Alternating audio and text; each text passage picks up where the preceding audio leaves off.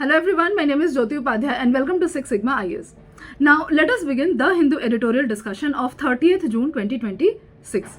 In today's newspaper there are four important editorials. सबसे पहला editorial क्या है? सबसे पहला editorial that talks about artificial intelligence. Now I have made in the past 1.5 to 2 weeks I have made several videos from various perspectives on artificial intelligence. लेकिन अगर आप personally मुझसे पूछोगे तो आज का जो एडिटोरियल है ना that gives the clearest picture that you can regarding artificial intelligence कि एग्जैक्टली आर्टिफिशियल इंटेलिजेंस जब हम बोलते हैं कि हमें डेवलप करने की ज़रूरत है, हमें उस पर काम करने की ज़रूरत है, तो एग्जैक्टली कौन से एरियाज़ हैं जिस पे काम करने की ज़रूरत है. What exactly does an AI infrastructure, what exactly are the components of AI infrastructure जिस पे काम करना पड़ेगा, व्हाट आर द वेज जिस पे काम करना पड़ेगा. मतलब प्रॉपर ब्रेक डाउन करके कि 4 इसे फेज के बारे में बताया गया है कि कौन से फेज में क्या करना चाहिए. Basically providing a holistic road map. ठीक है, so that is very important. इसलिए आर्टिकल 1 तो is really important. I have taken from the article as well as मैंने अपने वैल्यू एडिशंस भी किए हैं. So definitely you must listen to this.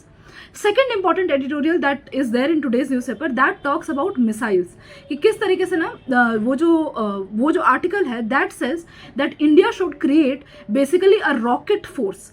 Rocket force मतलब क्या हो गया कि and it also talks about कि why we need to create a rocket force. Rocket force मतलब हो गया कि यहाँ पे अलग अलग तरीके के मिसाइल्स के बारे में बात कर रहे हैं. And here mostly they are talking about कि जो कन्वेंशनल मिसाइल्स, कन्वेंशनल वॉरफेयर का तरीका है, conventional missiles. For example we also have long range missiles. तो इस तरीके से जो भी मिसाइल्स हैं अलग अलग, फॉर एग्जांपल बैलिस्टिक हो गया, लॉन्ग रेंज क्रूज मिसाइल हो गया, या फिर ऐसे रेगुलर जो हमारे शॉर्ट रेंज मिसाइल्स हो गए. So missiles basically not hypersonic missiles for example. तो ये क्या है, what exactly is the way forward and why exactly do we need to work on it, ये डिस्कस्ड है.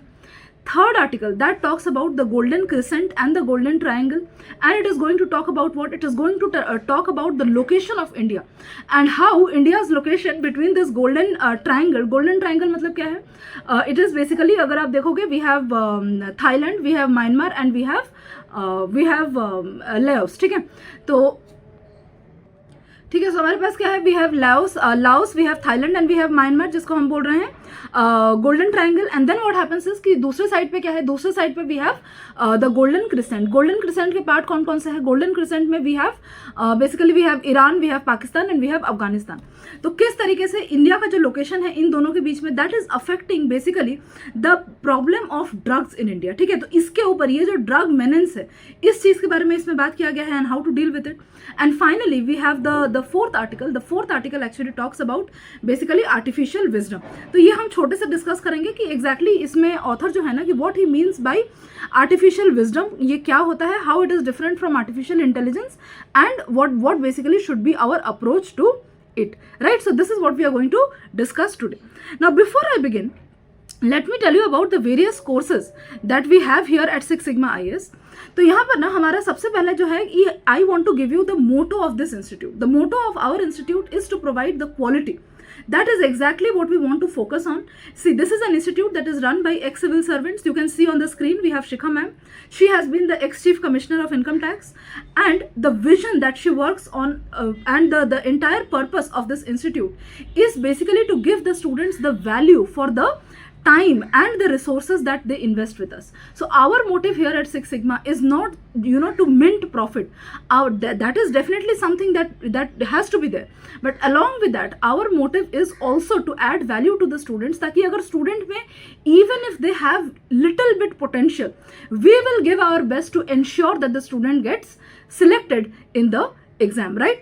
Next we also have our mentorship. तो हमारे पास foundation program हो गया. Second we also have mentorship program and here it is important because mentorship is provided not just by us, that is the faculty. Here mentorship is also provided by ex civil servants who have basically seen the system from inside, and their guidance is very valuable, especially in the stage of mains and more specifically in the stage of the interview, right? Along with that, definitely we also have our answer writing program and we also have our current affairs classes, right?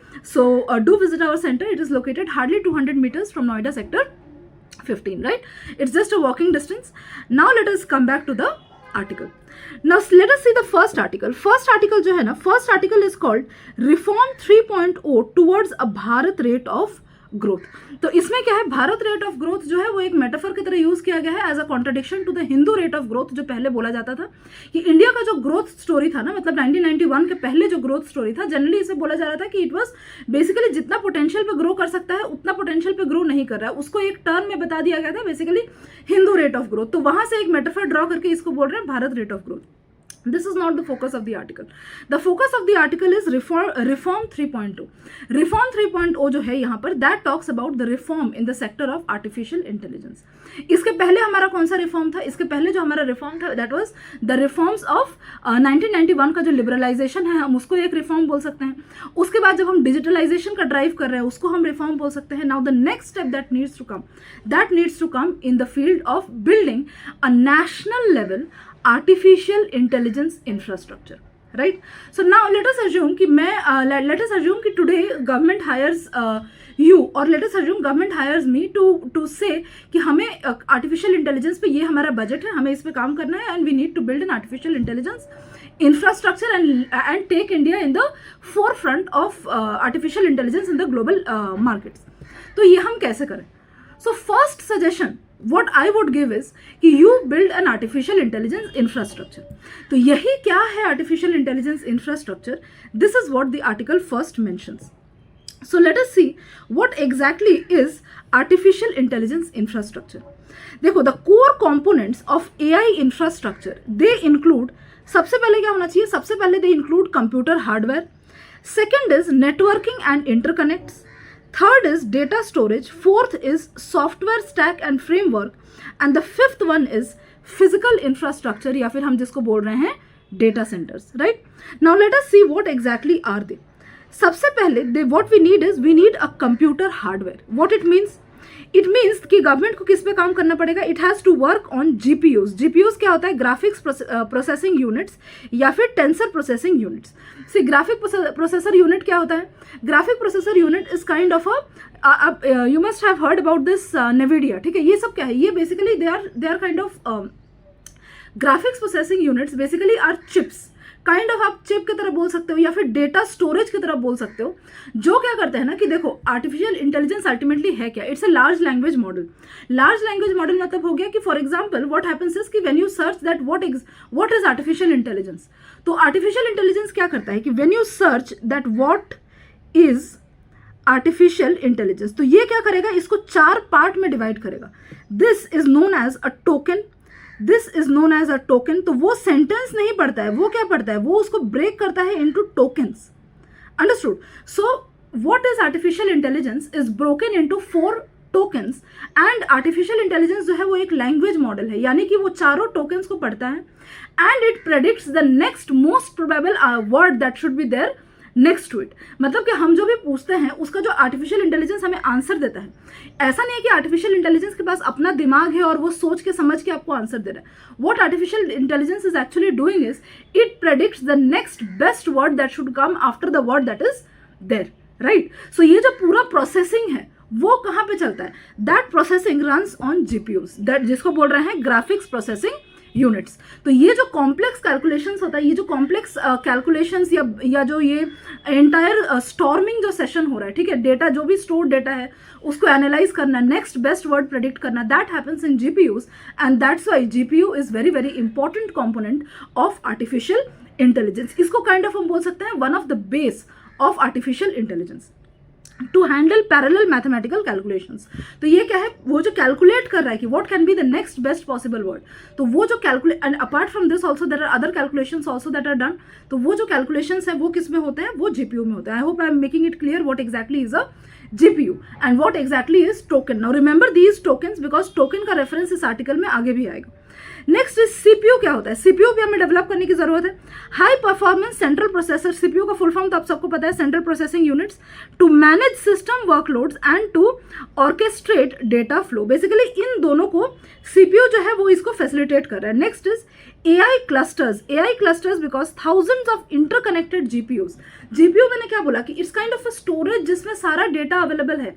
उसी data को जब आप कोई prompt अपने chat GPT पे या फिर अपने जेमिनी पे या किसी भी लेट अस अज्यूम आपने क्लाउड किसका है, एंथ्रोपिक का है, आपने कहीं भी उसको सर्च किया, कुछ भी सर्च किया, that search is broken down into tokens and then it is taken and then this token का मिला करके जो बेस्ट पॉसिबल वर्ड्स जो है आपने जो भी लिखा है उसका बेस्ट पॉसिबल वर्ड कॉम्बिनेशन क्या है वो कैलकुलेट किया जाता है. कहाँ कैलकुलेट किया जा रहा है?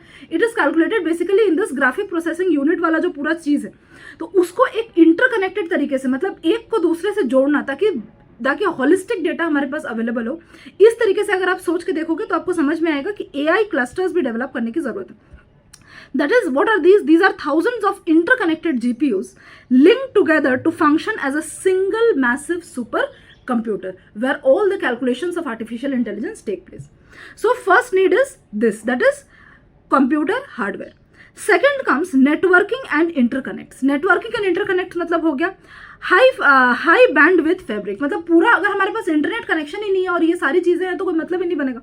सो specialised networking technologies like InfiniBand, ultra fast Ethernet that allow GPUs to share data instantly, that needs to be developed. Next is low latency, ताकि लो लेटेंसी मतलब कि आप जो प्रॉम्प्ट दे रहे हो उसका तुरंत, मतलब उसमें ऐसा नहीं है कि जो नेट कनेक्शन है ना वो स्मूथ होना चाहिए, ऐसा नहीं है कि वो रुक रुक के चल रहा है, काफ़ी ज़्यादा डिले है between the prompt and the response. तो ये जो चीज़ें हैं ये नहीं होना चाहिए, बिकॉज मैंने क्या बोला, the entire thing runs on calculations and how fast the calculations take place that depends on whether you are going to use. For example अगर आप चैट जीपीटी में कुछ सर्च कर रहे हो उसका रेस्पॉन्स आपको फास्ट मिल रहा है. सेम चीज अगर आप जेमिनी पे कर रहे हो और जेमिनी में क्या है उसका रेस्पॉन्स थोड़ी देर से मिल रहा है, सो उसमें क्या है लैग हो रहा है. समझ में आ रहा है? That's what I am saying. Next is we need to work on data storage. Data storage means what? Ultra fast NVMe storage, that is high throughput storage systems capable of feeding massive data sets to processors without delay. ठीक है कि ये जो है basically storage systems जो क्या कर सकते हैं, massive data sets to processors. For example जो मैंने बोला पूरा कैलकुलेशंस उसको डेटा सेट जो है वो प्रोवाइड कर सकते हैं without delay.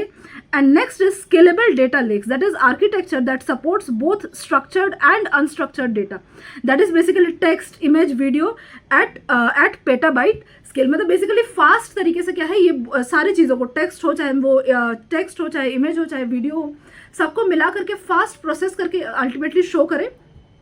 So that storage, इस तरीके का स्टोरेज हमें बनाने की जरूरत है. तो that is the third part of AI infrastructure. And fourth part of AI infrastructure is basically software stack and frameworks. Software stack, low level libraries software. For example मैंने क्या बोला, नवीडिया हो गया, क्यूडा हो गया, that allow developers to program directly to the GPU hardware.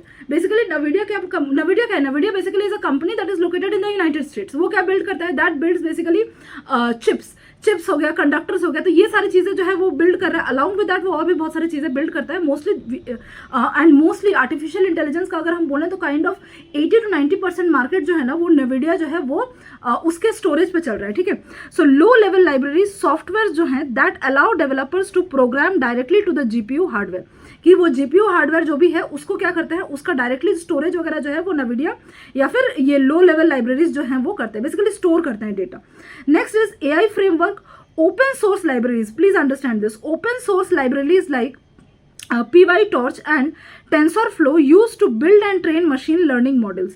तो इसमें there are two things, closed source and open source. Open source मतलब हो गया, फॉर एग्जाम्पल अगर आप देखोगे कि ChatGPT is a closed source, लेकिन वहीं पे if you see for example this Meta का लामा अगर आप देखोगे, ठीक है, तो ये क्या है, this is basically an open source. Open source basically means कि उसका जो AI का जो भी प्रोग्रामिंग है, AI ultimately मैंने क्या बोला, it's large language model, so it has a program, so the programming that is there that is open. मतलब आपको बता दिया गया है कि देखो ये रेसिपी है, इस मतलब the entire recipe has been given to you.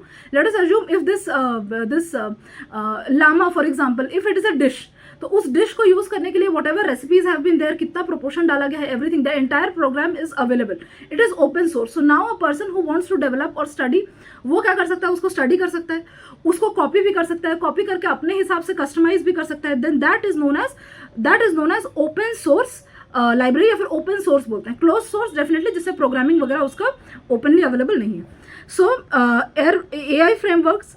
Next is orchestration tools, software like Kubernetes to manage, scale and schedule workloads across AI clusters. ठीक है, तो जो वर्कलोड वगैरह होगा उन चीज को मैनेज करने के लिए we need orchestration tools. So these are the fourth component of AI infrastructure and that is software stack and frameworks. And finally the fifth one is जो हमारा physical infrastructure है, that is basically the data centers. Data centers में क्या होता है? High power density and advanced cooling. High power density specialized server racks capable of delivering up to 100 plus kilowatts of power per rack. तो data centres में क्या होता है? Ultimately कितना भी आप कर लो, जो आपका फिजिकल डेट मतलब इन द सेंस कि whatever data is there that has to be stored somewhere, वो पूरा जो प्रोसेसिंग है, द कंप्यूटिंग, बेसिकली जो कंप्यूटिंग कैलकुलेशंस वगैरह है वो भी जो है ना पूरा आपको स्टोर करना पड़ेगा कहीं ना कहीं, तो वो आपको अपने कंप्यूटिंग वगैरह को बनाना पड़ेगा ना फिजिकल फॉर्म में. So that basically becomes data centres. और वो क्या होता है कि बिकॉज इट परफॉर्म्स इतना ज़्यादा कैलकुलेशंस कर रहा है, इतना ज़्यादा चीज़ें वो परफॉर्म कर रहा है एक टाइम पे, that's why it gets ultimately it's मतलब दे आर मशीन्स, तो दे गेट वेरी हॉट. तो उसको क्या करना पड़ता है? उसको they have to be cooled. Okay, so that's why ये पानी वगैरह को लेकर के चल रहा था काफ़ी, that so much water is wasted basically to cool down these data centres. So advance cooling, liquid cooling systems to dissipate the intense heat generated by AI chips, replacing traditional air conditioners, right? So this is basically the infrastructure. अगर हम बोलते हैं कि government को infrastructure बनाने की ज़रूरत है, AI इंफ्रास्ट्रक्चर या AI डेवलप करने की ज़रूरत है, यानी कि सबसे पहले ये जो 5 कंपोनेंट है आपको ये पहले करके देना पड़ेगा. Then you can expect that there will be private players basically who are going to come and develop, या फिर जो बाकी लोग हैं वो आएंगे और अपना क्या करेंगे कि अपना जो कंपनीज यहाँ पर आकर के सेटअप करेंगे. See understand is in this way. For example if today let us assume कि इन नेशनल लेवल, इस आर्टिकल में नहीं ये बोलेंगे कि ये जो हमने 5 चीज़ अभी डिस्कस किया part of AI infrastructure, what this is कि गवर्नमेंट को ये जो इंफ्रास्ट्रक्चर है ये नेशनल लेवल पे ये बेसिकली एक पहले क्रिएट करके देना पड़ेगा कंपनीज को. फॉर एग्जाम्पल अगर हम इसको फिजिकल फॉर्म में देखें, लेट अस अज्यूम रोड्स, तो गवर्नमेंट क्या करता है? गवर्नमेंट रोड नेटवर्क बना के देता है, that is under the government. उसके बाद कंपनीज जो आते हैं वो उस रोड को यूज करते हैं अपना गुड्स या रिसोर्सेज एक जगह से दूसरी जगह पे सप्लाई करने के लिए. तो it's not that each company who is building who needs to transport goods is building his or her own road. Understood? So that is the base. Road network is basically the base that the government is बना करके दे रहा है companies को, जिसको वो use कर सकते हैं ताकि क्या है वो अपने प्रोडक्शन पे ध्यान दे सके. So that's what the analogy that मतलब one of the best suited analogies that I thought can be put here. Now what exactly does the article say? Now the article says, the central argument of the article is that AI can become India's next major growth engine, just as economic liberalization transformed India's economy after 1991. तो article में बोल रहे हैं कि 1991 के पहले जो हमारा ग्रोथ था और 1991 के लिबरलाइजेशन के बाद our growth basically accelerated and increased a lot, right? So that was a breakthrough. इसी तरीके से अगर हम AI में ये इंफ्रास्ट्रक्चर डेवलप कर लें तो many startup companies etcetera can come up in India, जो जिनको ये लो कॉस्ट पे अवेलेबल होगा ये चीज़ें. They want to set up something, उनको खुद से अलग अलग ये 5 चीज़ पे काम करने की ज़रूरत नहीं होगी. ये 5 चीज़ जो है गवर्नमेंट नेशनल लेवल पे ऑलरेडी उनको क्रिएट करके सब्सिडाइज रेट पे या चीप या फ्री जो भी है वो प्रोवाइड करके उनको दे रहा है. वो क्या कर सकते हैं? सिर्फ अपने बाकी चीज़ों पर फोकस कर सकते हैं इनको, and they can simply use it. Okay. However, India must act decisively to build AI infrastructure and make AI accessible rather than expensive. और गवर्नमेंट ये बना करके देगा मतलब क्या है कि government basically should also focus कि ऐसा नहीं है कि हम इसको प्रॉफिट के लिए यूज करें, उसको बेसिकली फ्री में या सब्सिडाइज रेट पे बेसिकली उसको क्या है एक्सेसिबल बनाने की जरूरत है rather than making it expensive. Now what does building an AI infrastructure include? तो ये तो मैंने ऑलरेडी 5 चीजें यहाँ पे have discussed. Next is the article makes the following key arguments. First thing is AI is India's next transformation opportunity. Obviously, why? Because India has already built successful digital public infrastructure. अच्छा, इसमें क्या बोल रहा है? India move from Hindu rate of growth जो कि 93% था. मतलब what Hindu rate of growth basically meant was कि जितना पोटेंशियल हो सकता था उससे थोड़ा स्लो रेट ऑफ ग्रोथ, ठीक है. तो to rapid economic growth after 1991 reforms. According to the author, AI today offers similar opportunity. जो हमें 1991 रिफॉर्म्स के बाद जो 1991 के रिफॉर्म में जो अपॉर्चुनिटी देखने को मिला है. India has already built successful digital public infrastructure such as Aadhaar, UPI, affordable mobile internet, and same model should be applied to AI. See here what they are saying is कि जिस तरीके से मैंने आपको क्या बोला कि जिस तरीके से गवर्नमेंट रोड्स बना के देती है, कंपनीज क्या करते हैं these and then the private companies basically produce the goods and they use these roads made by the government to transport, sell and do their business. Similarly, in case of digital payments, what the government has done is government has made UPI, that is Unified Payment Interface, और अलग अलग companies like we have Paytm या फिर Paytm, phone पे etcetera, ये क्या करते हैं, ये यूनिफाइड जो पेमेंट इंटरफेस है इसको यूज कर सकते हैं अपने कंपनीज को चलाने के लिए, बेसिकली अपने बिजनेसेस के लिए, ठीक है. So the base, the infrastructure, that is unified payment interface, that has been provided by the government, and separate companies like Paytm Paytm हो गया या भारत पे या जो भी मतलब फोन पे etcetera, they basically use these. Next is यहाँ पे बोल रहे हैं next for example affordable mobile internet. तो अफोर्डेबल मोबाइल इंटरनेट जो अभी हम देख रहे हैं कि क्या है, इंडिया में डेफिनेटली वी हैव हमारा जो मोबाइल डेटा वगैरह है पहले से बहुत ज़्यादा एक्सेसिबल हो गया है. I remember when I was in college and all, उस टाइम पे क्या है, there used to be this the data basically was very very costly. For example 2 GB 3 GB 6 GB data तो 700-800 रुपये में 6-7 GB डेटा मिलता था, ठीक है, and that too for 1 month. So that is how expensive it was. And today what happens is कि मतलब per day इंसान को 1-1 GB 2 GB करके डेटा मिल जाता है, ठीक है. So how did this become possible here according to the article, and आगे भी ये डिस्कस होगा कि government had taken certain in base create किया था, infrastructure that was created by the government which was used by the private companies, and because of this base they could provide this what can we say, affordable mobile internet. कैसे? Because यहाँ पे आगे ये बोल रहे हैं कि for example government ने क्या किया, गवर्नमेंट ने बैंड्स, फॉर एग्जाम्पल स्पेक्ट्रम होता है, मतलब कि मान लो कि लेट अस अज्यूम कि आपको कोई कॉल करना है, ठीक है, तो आप जियो को फॉर एग्जांपल जियो जो है उसको कोई स्पेक्ट्रम डेडिकेटेड है, एयरटेल को कोई स्पेक्ट्रम, बेसिकली रेडियो फ्रीक्वेंसीज कोई स्पेक्ट्रम जो है वो डेडिकेटेड है, कोई दूसरा कंपनी है वोडाफोन को कोई दूसरा स्पेक्ट्रम डेडिकेटेड है. तो इस तरीके से क्या किया गवर्नमेंट ने, क्या किया कि अलग अलग कंपनीज को अलग अलग स्पेक्ट्रम्स डेडिकेट किया, साथ ही साथ मार्केट में कॉम्पिटिशन बढ़ाया, ठीक है, साथ ही साथ उन्होंने क्या किया, साथ ही साथ और भी बाकी जो चीज़ें थी, ठीक है, वो सारी चीज़ें भी लेके आए. As a result they created the base, the infrastructure, जिसको यूज करके competition increase हुआ मार्केट में, and as a result the data became cheap. That's what the article is saying. Okay, so same thing can also be applied by the government in case of AI. Now the core message is that AI should become national productivity tool rather than remain available only to large technology companies. तो national productivity tool basically means the same कि this base should be affordable. जो पांचों चीजें मैंने discuss किया, government has to make them and make it accessible and affordable, ताकि जो startups वगैरह हैं वो भी उसको एक्सेस कर सकें. It should not be something कि सिर्फ जो लार्ज कंपनीज हैं वही उस चीज़ को सही तरीके से यूज़ कर पा रहे हैं या उसका बेस्ट वर्जन यूज़ कर पा रहे हैं. Next is India should make token free for research and education. I also told you again कि टोकन का मतलब क्या हो गया. Token basically is, late us assume ये जो सेंटेंस है, ठीक है, एआई मॉडल कंज्यूम्स टोकन्स, तो हम इसको सेंटेंस की तरह पढ़ रहे हैं, लेकिन यही सेम चीज़ जब हम इसको चैट जीपीटी पर डालेंगे या जेमिनी पे डालेंगे, तो जेमिनी इसको वो क्या है, ultimately they are artificial intelligence, they do not possess the wisdom. वो इसको सेंटेंस की तरह नहीं पढ़ते हैं, वो इसको टोकन की तरह पढ़ते हैं. AI इज 1 टोकन, ठीक है, this is token 1, this will become token 2, this is 3, this is 4. तो ये पूरा जो है ये 4 टोकन्स हैं, ठीक है. It is going to read these 4 tokens. Whatever data is had, it is going to match these tokens with the data that it possesses, and finally it is going to decide कि इसका next possible tokens क्या होना चाहिए, ठीक है. Now here this tokens, what you do is कि what we as consumers, हम अगर चैट जीपीटी को पे कर रहे हैं, फॉर एग्जाम्पल हम उसके लिए मंथली या अगर हम रेट ले रहे हैं या फिर मंथली पैकेज ले रहे हैं या फिर ईयरली पैकेज ले रहे हैं, then what exactly are we doing is कि we are paying basically, let us assume chat GPT, we are paying chat GPT for the tokens that we are using. अब क्या है कि इसी को हमने instead of paying for 1 token का इतना मे बी 1 पैसा, इसका 2 पैसा, इस तरीके से इंस्टेड ऑफ ब्रेकिंग डाउन, हमें नहीं पता ना कि हम कितने वर्ड्स एक महीने में कितना टोकन्स हम यूज़ करेंगे, कितने सेंटेंसेस टाइप करेंगे, कितने रेस्पॉन्सेज हमें आएंगे.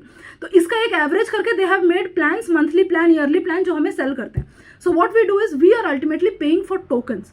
सो हियर उसी का रेफरेंस देकर यहाँ पे बोला जा रहा है कि AI tokens, what they're saying is कि लेट अस अज्यूम जो भी फॉर एग्जांपल जो PhD कर रहे हैं, ठीक है, या जो रिसर्च एंड डेवलपमेंट कर रहे हैं, जो स्टूडेंट्स हैं जो अभी कॉलेजेस में हैं, या इवन टॉप 100 यूनिवर्सिटीज़ जो हैं, गवर्नमेंट क्या कर सकती है, उनके लिए टोकन्स फ्री कर सकती है. इन द सेंस कि लेट अस अज्यूम उनको बोले कि आपके लिए 1 मिलियन टोकन्स जो है या 1 मिलियन टोकन्स जो है वो फ्री है। Instead of doing it in million tokens, हम क्या है फॉर कन्वेंशन हम क्या करते हैं, फॉर एग्जांपल कि आपके लिए लेट अस अज्यूम कि एक मॉडल का लेट अस अज्यूम आपने 1 लाख तक का जो है डेटा जो आप यूज़ कर रहे हो एआई का प्लान्स, तो वो आपके लिए फ्री है। मतलब वो बस मॉनेटरी टर्म्स में उसको इजीली एक्सप्लेन करने के लिए, ठीक है। तो बोल रहे हैं इस तरीके से फ्री में बेसिकली उनको एक्सेस प्रोवाइड करो टू दिस एंटायर थिंग, ताकि वो और बेटर रिसर्च कर सके। So what are AI tokens? AI tokens are units that are used by AI models to process text, images and other data. Every prompt submitted to an AI consumes tokens and users pay according to token usage. अभी मैंने क्या बोला कि लेकिन हम उसको क्या कर देते हैं, कंपनीज हमें उसको एज अ मंथली पैकेज बेचते हैं. Today these tokens are expensive for students, researchers, universities and startups. The author argues that India should subsidize these tokens. Next proposal is provide free AI tokens to top 100 universities, research and development institutes and top 5,000 schools. This would allow scientists, students and innovators to use frontier AI models extensively without worrying about costs. ठीक है. Next is the cost is affordable. अब बोल रहे हैं कि ये जो पांचों चीजें मैंने आपको बताया शुरू में, उसको अगर गवर्नमेंट बिल्ड करना चाहे तो बहुत ज्यादा खर्च नहीं आएगा, ठीक है. तो गवर्नमेंट ये बोल नहीं सकती है कि इसमें बहुत ज्यादा खर्च होगा तो हमारे पास पैसे नहीं है या फिर अभी हमारे पास इतना बजट नहीं है. No, that cannot be said because this article says कि अगर हम पूरा कॉस्ट देखें उन पांचों चीजों को बनाने का, तो that is going to come only 0.6% of the entire GDP, जो कि उससे काफ़ी ज़्यादा क्या है, हम food, fertiliser, LPG, carbon, energy subsidies वगैरह पे खर्च कर देते हैं, ठीक है. तो ये जहाँ एआई में इतना पोटेंशियल है तो उसके लिए हम 0.06% ऑफ द जीडीपी डेफिनेटली खर्च कर सकते हैं. So according to the article a token subsidy would cost around 2 billion annually, about 0.06% of the GDP. मतलब ये जो सब्सिडी की बात कर रहे हैं देने की, उसका कॉस्ट बता रहे हैं, ठीक है. ये उसका कॉस्ट है. Next is this is only a fraction of the existing subsidy expenditure. Therefore, okay, this is not about the entire infrastructure. This is about basically only the subsidy part की बात हो रही है यहाँ पे. Therefore, the author argues that India does not need additional money but rather allocation priorities. Next is use the same strategy that made mobile data cheap. So I already told you, इसके बारे में मैंने बता दिया कि create competitive markets. Mobile data cheap क्यों हुआ? According to the article, government created competitive market, allocated spectrums, ensured infrastructure sharing and promoted regulatory reforms. As competition increased, data prices fell dramatically. Similarly, the government should create conditions that make AI interface cheap. That is the 5 things that I referred, instead of permanently subsidizing it. Next is build partnerships with global AI companies. Definitely, the article recommends strategic partnership with major hyperscalers such as AWS, Google, Microsoft. These partnerships should involve data centers, cloud infrastructure, free inference capacity, sovereign data safeguards, and public-private cooperation. Basically, in सारे aspects में cooperate with these companies to facilitate AI here, because that has potential of being the next driver of growth. India's large market gives it bargaining power to negotiate, because हम data क्या है, ultimately we are the ones who provide lot of data. Next is India should build sovereign AI infrastructure. Sovereign AI infrastructure basically means, the author argues that India should host AI models within the country instead of depending entirely on foreign APIs. India should deploy and host large language models. मतलब खुद ये LLMs जो मैंने क्या बोला, large language model है सारे, chat GPT, Gemini, Claude, ये सारे क्या है, large language models who basically study the tokens और and decide the next best probable token का जो next best probable token that should come in the place. So these are basically language models. So develop and deploy and host large language models domestically. Build national AI cloud infrastructure. Develop expertise in operating AI systems at scale to ensure data residency and security. So basically what it means is कि develop these things domestically so that what happens is कि the data that you generate actually stores here. See, whatever if you see कि जो भी है आज के time पे अगर हम देखें missiles for example, even missiles are using software. मतलब हमारे काफ़ी सारे डिफेंस इक्विपमेंट वगैरह भी है ना, वो क्या करते हैं, दे रन ऑन सॉफ्टवेयर. उसको हम क्या करते हैं, थ्रू सॉफ्टवेयर हम उसको गाइड करते हैं. फ्लाइट्स, प्लेन्स ही अगर हम देखें तो how do the pilot know कि कहाँ पे जा रहा है, किस डायरेक्शन में जा रहा है. There are software basically that assist the pilot to say कि which direction it is going and so. So what it says is कि these kind of things we should basically produce domestically. Otherwise what happens is कि अगर मान लो कि कोई दूसरे कहीं पे वो है एंड वो जो पेरेंट कंपनी है उस पर्टिकुलर कंट्री का, का, वो उस कंपनी को प्रेशराइज कर रहा है कि आपको ये क्या करना है, लेटेंसी कर दो, डिले कर दो इनको, इन केस ऑफ मतलब इनके जो इनके कम्युनिकेशन वगैरह है इस पर डिले कर दो किसी तरीके से. So that is going to affect basically our national security etcetera as well. ठीक है, तो इसलिए बोल रहे हैं this would improve technological sovereignty, national security, availability and reliability.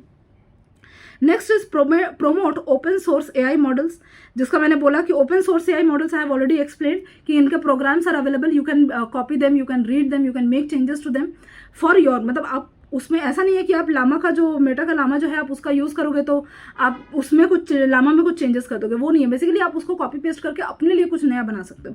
ठीक है, so should support open source AI models such as Sarvam, Llama, Qwen, DeepSeek and केमी. Now, advantages of open source AI models, that is basically the program is available. It lowers costs. आपको पूरा programming नहीं develop करने की जरूरत है, you can just make changes. Then is greater transparency, reduce dependence on foreign firms, better adaptation to Indian languages because you can make changes to that, edit that based on whatever you want according to Indian languages, easier auditing for government applications and more innovation by startups. And finally it says avoid dependence on single AI chip vendor. For example chip, ये मैंने क्या बोला कि that entire processing GPUs जो हैं वो क्या है, अल्टीमेटली पूरा कैलकुलेशन वगैरह जो चलता है, प्रेडिक्शन या पूरा जो डेटा का जो कैलकुलेशन होता है, that ultimately takes place in GPUs. And GPUs का एक मेजर पार्ट अगर हम देखें GPU के पूरे सिस्टम का, that is basically these chips. ठीक है, जहाँ पे वो चीज़ें स्टोर हो रही हैं. सो अभी मार्केट क्या डोमिनेट करता है, NVIDIA is something that dominates the markets now. So what it says is कि avoid dependence on single AI chip vendor. This would reduce vendor lock-in, supply risk, and strategic vulnerabilities. Next is proposed implementation roadmap. The author recommends implementing the policy over the next 2 years. कि हमें 4 phases में काम करने की जरूरत है. First phase में what the government needs is announce national AI token policy.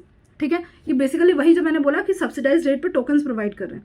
Sign public private agreements with major AI companies. Second thing is signed major PPP basically agreements with major AI companies and build sovereign AI commute infrastructure. The first 5 points that I said, ki build those things. That is the first stage. Second is provide unlimited AI tokens to IITs, IISc, universities and top universities and startups. That is the second phase. Third phase mein what you do is you expand to 5,000 schools, conduct AI literacy programs, multilingual AI development. AI को multilingual मतलब in multilingual availability of AI. Next is sector specific applications. And finally in the fourth phase what you do is कि develop own globally competitive sovereign AI model. जैसे कि आज ये सारे क्या हैं, डीप सीक अगर हम देखते हैं, डीप सीक हो गया, क्लाउड हो गया, दिस जेमिनाई हो गया, chat GPT, these are all what, these are AI models या फिर large language models basically. So fourth and final stage में India can actually go and develop its own AI model. Understood? So these are the 4 phases that we need to work on. And then finally it says कि AI can significantly, why is AI important? So you can just read through. It is important because it significantly accelerates or increases the improves productivity, strengthens education, accelerates scientific research, supports healthcare, modernize agriculture, improve. Basically AI क्या है, almost सारे aspect में ही हमारे productivity को increase कर देता है. सो that's what it is. And it can finally help India sustain 8% Bharat rate of growth. जो हम 8% रेट ऑफ ग्रोथ पे हम क्या कर सकते हैं, ग्रो कर सकते हैं instead of slowing down. Just pause and read the critical analysis that I have said कि किन स्ट्रेंथ्स के बारे में बात हो रही है इस आर्टिकल में, and what are the concerns that the article is saying. तो जो भी मैंने आर्टिकल में बताया उसी का समरी यहाँ पर स्ट्रेंथ एंड कंसर्न के हिसाब से I have divided. Right, now let us move on to the second article that is preparing India for China's missile challenge. Now this particular thing, this relates to GS paper 3. Why? Because ये internal security, defense technology etc. के बारे में बात हो रहा है. Now understand something. आज के टाइम पे if you see what China is doing is, China there are something that is conventional and कुछ है नॉन कन्वेंशनल. अब चाइना क्या है ना, चाइना अभी न्यूक्लियर पे बहुत ज़्यादा फोकस नहीं कर रहा है. मिसाइल्स क्या होते हैं, कुछ न्यूक्लियर मिसाइल्स होते हैं, कुछ नॉन न्यूक्लियर मिसाइल्स होते हैं. So what China is doing, China is making heavily making non nuclear capable missiles, because it knows कि न्यूक्लियर मिसाइल्स का उतना ज़्यादा अभी यूज़ हम करते ही नहीं है. हम किस चीज़ का यूज़ करते हैं, we use basically nuclear missiles क्या है, जनरली अपना माइट शो करने के लिए यूज़ होता है. जबकि एक्चुअल ऑन द ग्राउंड क्या यूज़ हो रहा है, और एक्चुअली ऑन द ग्राउंड जो नॉन न्यूक्लियर मिसाइल्स है वो यूज़ हो रहा है. So it is building a huge corpus of various kinds of this non nuclear capable kind of missiles. उसमें से क्या है, उसमें से हमारे पास है hypersonic missiles, ballistic missiles, cruise missiles, non nuclear वाले. नाउ व्हाट हैपेंस इज कि कुछ ये जो इंडिया ने भी ऐसे मिसाइल्स बना के रखे हैं, but then our number is less. Also the thing is कि आवर डिटेक्शन सिस्टम, कि मान लो कि वी डिटेक्ट कि चाइना की तरफ से एक मिसाइल आ रहा है, ठीक है, by the time we fire and by the time we hit the missile has already shifted its place. तो अल्टीमेटली क्या है, आप ओपन प्लेस पे फायर कर रहे हो, that's ultimately of no use. So we need to modernize and properly channelize this rocket system, because majority of the wars, if you see right now, the US-Iran war also, a lot of it was actually focusing on missiles. So missiles has अभी ground to ground army to army combat has decreased, कि यहाँ से इस country का army आ रहा है, उस country का आर्मी आ रहा है, तो आर्मी पे फोकस उतना ज़्यादा, डायरेक्ट कॉम्बैट पे उतना ज़्यादा फोकस नहीं है. फोकस किस पे है, focus basically is on missiles. So that's why it says, the article पूरा ये प्रपोज ये कर रहा है कि हमें एक रॉकेट फोर्स बनाने की जरूरत है. Let us see what the article says. So article says कि why exactly is this in news. Firstly, the article is in news because China's rapid expansion of its conventional missile capabilities. Conventional missiles are the missiles that are non-nuclear missiles, non-nuclear capable missiles, and the growing concern that India's current military infrastructure may not be adequately prepared for future missile centric warfare. And हम देख रहे हैं more and more we are shifting towards missile centric warfare. अब army का उतना ज़्यादा warfare नहीं हो रहा है. The author argues that India should establish a dedicated rocket force similar to People's Liberation Army rocket force of China. चाइना ने क्या किया है, अपना एक खुद का पीपल्स लिबरेशन आर्मी, जो कि चाइना अपने आर्मी को बोलता है पीपल्स लिबरेशन आर्मी, तो उसका एक सेपरेट रॉकेट फोर्स बनाया है. तो we also need to do the same thing to strengthen conventional deterrence against China. Now, what does the article say? The article argues that future India-China conflicts are likely to be dominated by missile warfare, conventional missile warfare, that is non-nuclear missile warfare, because missiles can achieve military and political objectives faster. More accurately, at lower cost than traditional ground warfare, India must reorganize its military by creating dedicated rocket force capable of conducting long-range precision strikes. Major arguments are modern warfare is becoming missile centric. The author argues that conventional missiles have transformed warfare, unlike traditional wars that depended heavily on ground troops and prolonged battle. What can missiles do? Missiles can destroy critical, मतलब आपके country में उनको आने की भी जरूरत नहीं है. वो लॉन्ग रेंज मिसाइल से, for example, they can have targeted, let us assume कि कोई इंपॉर्टेंट पोर्ट है, तो Chinese soldiers don't need to go to that particular port. They can simply fire a missile that will land at that particular port if not intercepted properly, and then what it can cause is it can cause operational problems. अभी हम देखेंगे कि missiles के through किस तरीके के destruction होते हैं. ये जो कैटेगरी है जिसमें आप रोड वगैरह को क्या करते हो, उसके इंफ्रास्ट्रक्चर को डिस्ट्रॉय करते हो, उसके ऑपरेशंस को आप रोकते हो सामने वाले कंट्री के, that is known as operational deterrence. ठीक है, so operational basically attack. Now, paralyze military operations, disrupt communication and logistics because depending on the target where it is hit, exert political pressure without escalating to full scale war. If we know, for example, कि China के पास बहुत सारे missiles हैं, long range missile, short range missiles, hypersonic missiles, जिनको trace करना is very very difficult. ठीक है, then we have this basically various kind of cruise missiles. तो when we know कि these are the things that it has and हमारे पास उतना ज़्यादा नहीं है उसको मैच करने के लिए, so automatically अगर कोई टेंशन होता है, let us assume in Arunachal Pradesh or somewhere some kind of tension appears, then without even using the missiles, they automatically know that they have an upper hand. And in case of missiles, either ways, if you see, we have a geographical limitation because China, India की तरफ जो missiles हैं, generally वो तिब्बत से fire करता है, and Tibet it gives it a upper range and a upper hand. Okay, so thus missiles have become strategic tools of both warfare and coercion. Coercion का मतलब क्या होता है? दादागिरी दिखाना kind of. Okay, third is China possesses overwhelming conventional missile superiority. According to the article, China has deployed over 200 missile launchers opposite to India. Already they have 200 missile launchers opposite to India. Missile bases at Kunming can target India. China possesses several advanced missile systems. Like ये पढ़ सकते हो आप कि कौन कौन से missile systems हैं. For example D-26, this is dual capable missile. DF-100, that is hypersonic missile. ठीक है, hypersonic missile क्या है? It's a weapon system that travels at the speed of at least Mach 5 5, that is basically 5 times the speed of sound, roughly 3800 miles per hour. Hypersonic basically means कि sound के साथ हम compare करते हैं, ठीक है, कि साउंड जितना फास्ट ट्रैवल करता है उससे कितना फास्ट ट्रैवल कर सकता है. Unlike traditional ballistic missiles that follow predictable, ballistic missiles are usually long range missiles. So unlike traditional ballistic missiles that follow a predictable parabolic arc, hypersonic missiles can fly low within the Earth's atmosphere and are highly maneuverable. मतलब easily अपना position change कर सकते हैं, making them extremely difficult to detect and intercept. आप missile को जब intercept कर रहे हो, आप उसको fire कर रहे हो उसको तोड़ने के लिए, तो it takes time, so it can easily change its route. So that's why it is very difficult to deter or intercept. ठीक है, these missiles can strike border military positions, air bases, logistical hubs and strategic infrastructure. हाँ, तो यहाँ पे बोल रहे हैं unlike ballistic, traditional ballistic missiles. See what happens is कि बैलिस्टिक मिसाइल और हाइपरसोनिक मिसाइल, बैलिस्टिक मिसाइल क्या है कि लेट्स सपोज मुझे ये टारगेट हिट करना है, ठीक है, तो मैंने क्या किया कि एक रॉकेट लॉन्च किया. तो रॉकेट कहाँ पे है, एटमॉस्फेयर के बाहर जा रहा है, ठीक है, एटमॉस्फेयर के बाहर जा रहा है. यहाँ पे ये रॉकेट्स जो होंगे डिटैच होंगे and then it will use gravity, basically gravity, we are basically using the pull of the gravity to hit the target where we want this missile to fall. This is ballistic missile. What happens in hypersonic missile is कि hypersonic missile में ऐसा नहीं है, वो atmosphere के अंदर ही रहता है, इजिली मैन्यूवर कर सकता है, अपने डायरेक्शंस चेंज कर सकता है. That's why it is difficult to intercept and detect. Next is China views missile differently from India.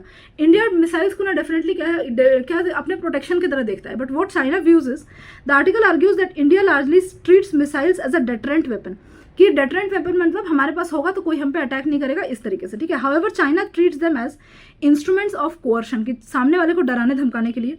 Battle field weapons, definitely battlefield में काम आएगा. Tools for achieving political objectives, very important. ये जो चीज़ है कि उसको पता है कि अगर उसके पास बहुत सारे मिसाइल्स होंगे तो बिना वॉर लड़े ही वो क्या कर सकता है, वो सामने वाले कंट्री को इंटिमिडेट कर सकता है, ठीक है. पॉलिटिकल ऑब्जेक्टिव्स जिसको हम बोल रहे हैं, without necessarily fighting a full scale war. The threat of missile strikes alone में force an adversary to change its behaviour. Fourth is India faces several strategic disadvantages. क्या है हमारा strategic disadvantages? Geographical disadvantage, I already told you कि उनका जो है वो तिब्बत से फायर करते हैं, जनरली हिमालयन रेंजेस से, जिससे उनके लिए डिटेक्ट करना, इंटरसेप्ट एंड रिस्पॉन्स टाइम जो है, Indian missiles must travel over the Himalayas, कि उनको क्या, दे फाइल फ्रॉम तिब्बत, हमारे मिसाइल्स को क्या करना पड़ेगा, they have to travel over the Himalayas which makes detection, interception and response time quite long. Then we have limited missile inventory, already हमारे पास नंबर ऑफ मिसाइल्स भी काफ़ी कम है. Next is you can see the presently हमारे पास कौन कौन से मिसाइल्स हैं. अग्नि मिसाइल, ब्रह्मोस, निर्भय and long range attack, that is LRLACM. Their number and range diversity operational is highly inadequate. Weak real time targeting. Real time targeting मतलब हो गया यही जो चीज़ है कि आपने एक मिसाइल को यहाँ पे स्पॉट किया, यहाँ से आपने फायर किया, कितने देर में ये हिट कर रहा है, रियल टाइम में कितने देर में हिट कर रहा है. अगर ज़्यादा टाइम लगेगा हिट करने में तो ये यहाँ से यहाँ पहुँच जाएगा, तो अल्टीमेटली आप जो फायर करो कहीं नहीं जाएगा, वो वेस्ट चला जाएगा, ठीक है. That is called real time targeting. China, on the other hand, has more surveillance satellites, better drones, stronger resonance systems, and integrated command and control networks. Limited hypersonic capability. Also, we have limited hypersonic capability. मतलब जो मैंने बोला कि the most important ones, because इनको detect करना difficult है, they can easily change direction and so on. China already possesses operational hypersonic missiles. India is still developing similar technology, ठीक है. So it needs a dedicated rocket force, and the suggestion that it gives is it needs a dedicated rocket force. Rocket force क्या है? It is a specialized military command responsible for long range conventional missiles, ballistic missiles, cruise missiles and precision strike operations. So instead of missiles being controlled separately by the army, navy and air force, one integrated command manages them all, and this is required ताकि वो जो real time मैंने बताया technology से तो improve करने की जरूरत है, as well as the command chain also has to be improved. Now why this force is necessary? So ये basically to create mutual, according to the author, rocket force would create mutual vulnerability. मतलब China को भी हमसे डर लगेगा कि mutually it is also vulnerable. Next is 3 major roles of India's rocket force. Strategic strike, operational strike, यानी कि strategic strike तो है ही कि टारगेट मिलिट्री इंस्टॉलेशन अगर हम करते हैं तो उसको स्ट्रेटेजिक स्ट्राइक बोलते हैं. अगर हम उनके रोड्स हो गया, रेलवेज हो गया, air base, logistics hubs basically अगर डिस्ट्रॉय करते हैं, then it is known as operational strikes, because उनके ऑपरेशंस को रोक रहे हैं. And then finally we have tactical strikes, that is अगर हम मिलिट्री कैंप्स पे कर रहे हैं, आर्टिलरी पे कर रहे हैं, या फिर एम्यूनिशन डिपोज पे कर रहे हैं, गन जहाँ पे रखे हुए हैं, ऐसे जगहों पे कर रहे हैं, then it is known as tactical strikes. Changes required in military doctrine. The article argues that India should adopt counter value strikes as part of conventional missile strategy. ठीक है, काउंटर वैल्यू स्ट्राइक मतलब क्या हो गया, that is non military counter value. If you see कि अगर हम देखें काउंटर फोर्स मतलब क्या हो गया, मिलिट्री फोर्स. कि अभी क्या है, हम सिर्फ मिलिट्री फोर्स को स्ट्राइक करने के बारे में सोचते हैं, लेकिन हमें ये भी सोचना पड़ेगा कि रेलवेज, रोड्स, पोर्ट्स, ये जो चीज़ें हैं, या फिर हमने देखा कि एम्यूनिशंस, डिपोज वगैरह जो हैं, इसको टारगेट करने के लिए भी we need to work on that as well. That is counter value strikes. So finally, this is going to require some organizational reforms. The proposed rocket force should function under Chief of Defence Staff, not remain service specific, and integrate missile operations across all armed services. तीनों को, that is Army, Defence and Navy. And then strengthen India's missile industry. That's what the article says. You can just read कि कैसे strengthen कर सकते हैं. Private sector participation, accelerate DRDO programs, improve semiconductor capability, very very important. Develop indigenous propulsion systems, manufacture advanced missile components domestically.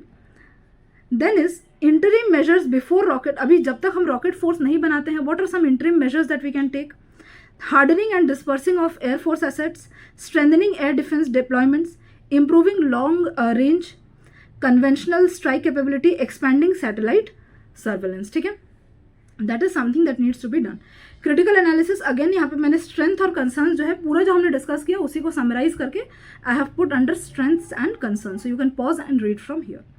Next if you see, ठीक है, अच्छा, way forward में just read the way forwards. ये क्या है कि same चीज़ कि rocket force बनाओ, अपने मिसाइल्स को डेवलप करो, वही जो चीज़ें हैं वो यहाँ पे हैं. सो आज का video actually is becoming quite long. So just pause and read the entire thing. It's nothing जो मैंने अभी डिस्कस किया है वही चीज़. For example, improve intelligence, strengthen layered air and missile defence system, continue military modernisation, वही सब चीज़ें इसमें लिखा है. Next, article number 3, that is caught in the middle. This is important. इसमें क्या बोल रहे हैं कि इसमें ना ड्रग मेनेस जो है उसके बारे में बात कर रहे हैं कि इंडिया में अगर हम देखें कि ड्रग का यूज जो है specially among youngsters and all, that is increasing a lot. So now what it is saying is कि how to deal with it and why exactly is it happening. So here it says is कि see, the article is in news. सबसे पहले the editorial is in news because India is facing an increasing drug abuse and trafficking challenge driven by its location between Golden Crescent and Golden Triangle. See, if I show you about Golden Crescent and Golden Triangle, तो ये map में अगर आप देखोगे ना तो this is the location of Golden Crescent and Golden Triangle. यहाँ पर Golden Crescent में क्या है, if you see on this map, Golden Crescent is basically Iran, Afghanistan, Pakistan, और यहाँ पे क्या है, Golden Triangle is Laos, Thailand and Myanmar. ठीक है, और इंडिया कहाँ है, इन दोनों के बीच में लोकेटेड है. Now why exactly are we talking about the golden crescent and golden triangle. See, the growing use of drones, dark net and crypto currencies by traffickers and the need to adopt harm reduction approach instead of relying mainly on arrest and seizure. अभी हमारा approach ये है, लेकिन we need to also track down on dark net. See, dark net and dark web is ultimately the same thing. बस difference ये है कि dark net basically is the network जिसके अंडर में जो वेबसाइट्स वगैरह होते हैं, डार्क वेब के वेबसाइट्स वो हैं. इंटरचेंजेबली इन वर्ड्स को यूज़ किया जाता है. ठीक है, so dark net, crypto currencies and by traffickers, they need, इसको भी ट्रैक करने के लिए we need to do something.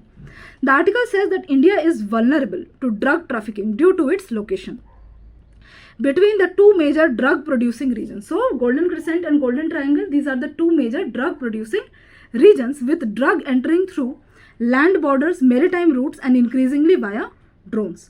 Drug trafficking is becoming more sophisticated with traffickers using darknet, cryptocurrencies and domestically diverted pharmaceutical chemicals, requiring stronger intelligence and regulation. Now, drug addiction should be treated as a public health issue, not merely as a criminal issue, because only when we treat it as a public health issue, तो उसके अलग अलग जो aspects हैं उसको भी हम cover करेंगे. क्रिमिनल इशू देखने से क्या है, बस हम अरेस्ट और डिटेंशन पे ध्यान देते हैं and rehabilitation पे. But what happens is कि when we treat it as a public health issue, then we are going to see कि why exactly this is happening. Who are basically the various sections that are affected by it, how to deal with every section. So all of these things, it will basically, when we see it as a public health issue, उसको एक holistic तरीके से हम approach करेंगे.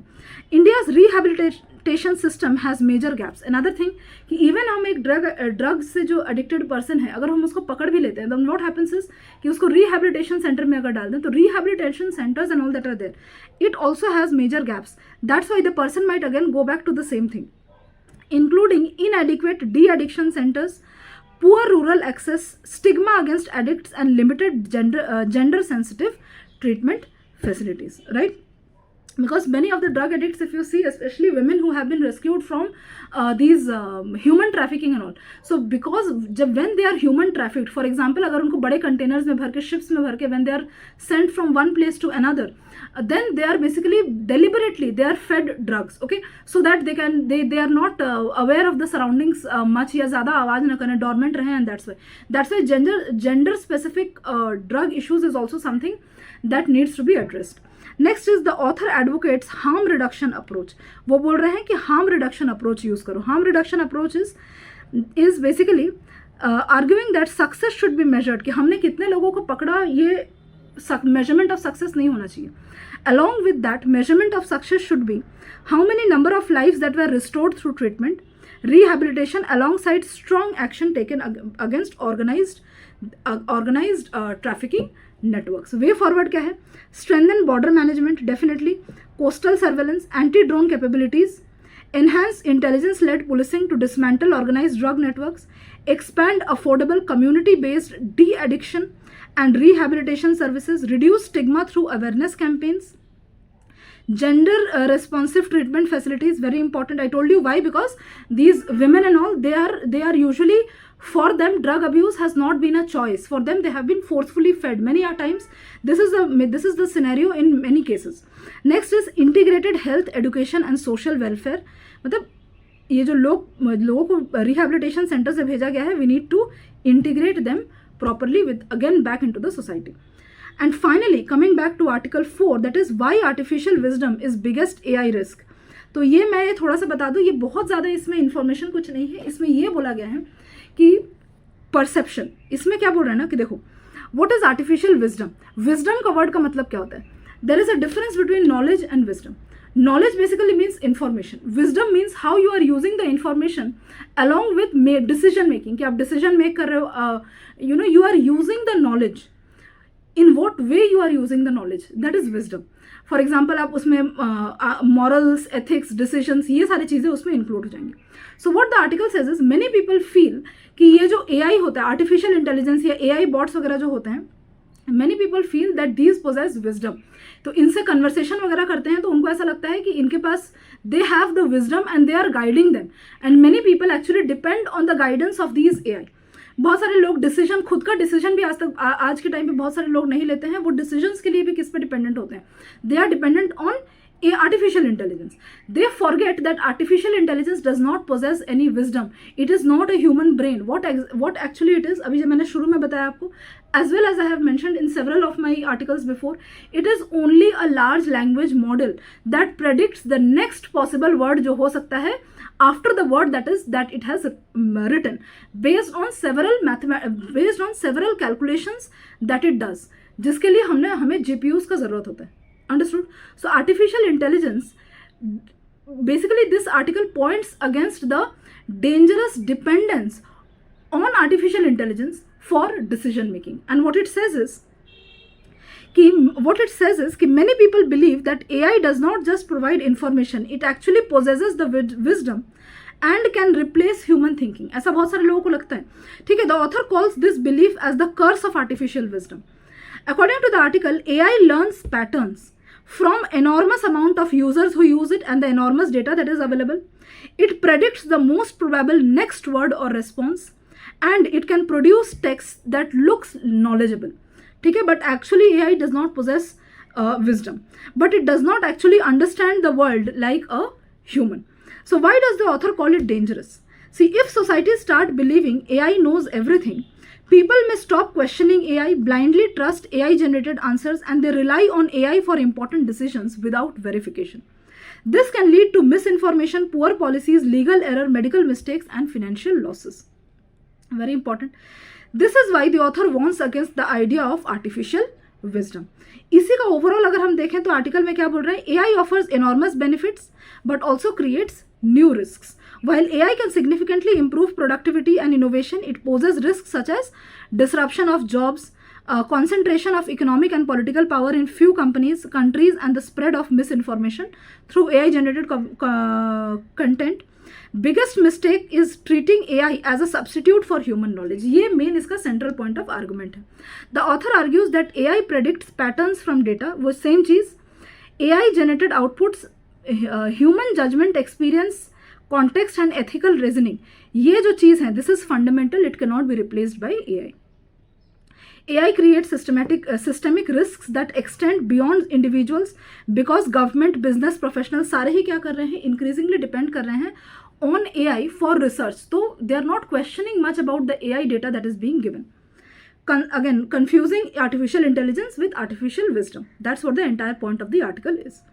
So strong AI governance regulation is essential. The article calls for clear accountability for AI systems, national and global regulatory frameworks and technical safeguards, international cooperation to ensure AI is deployed responsibly and remains under meaningful human oversight. And इसके पहले AI governance पे, if you see, I have made 3 to 4 videos अलग अलग aspects से deal करते हुए. So do go and see those videos, right? You can expect at least 1 to 2 questions इस पे इस बार के मेंस में from AI. सो हमने अलग अलग तरीके के AI से जितने भी पॉसिबल एस्पेक्ट्स हो सकते हैं वो सारे हमने डिस्कस कर लिए हैं पिछले 1 मंथ के आर्टिकल्स में. So just go and watch that, it is very useful. So thank you so much.